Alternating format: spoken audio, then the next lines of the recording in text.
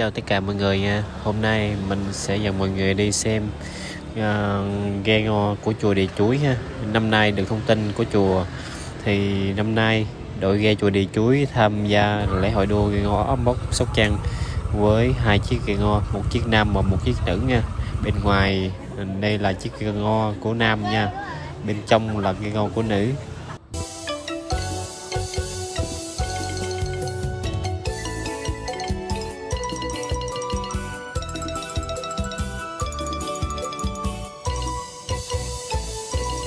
Cầm ngọc đỏ ơi có ốp bột pha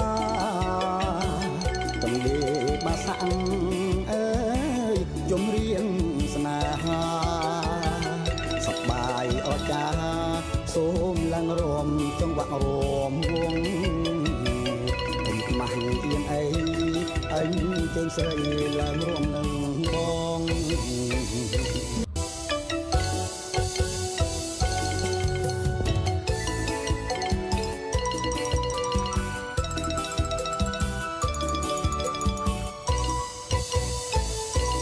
cầm ngọc đỏ ơi có ốp bột pha cầm đề ba sẵn ơi dũng riêng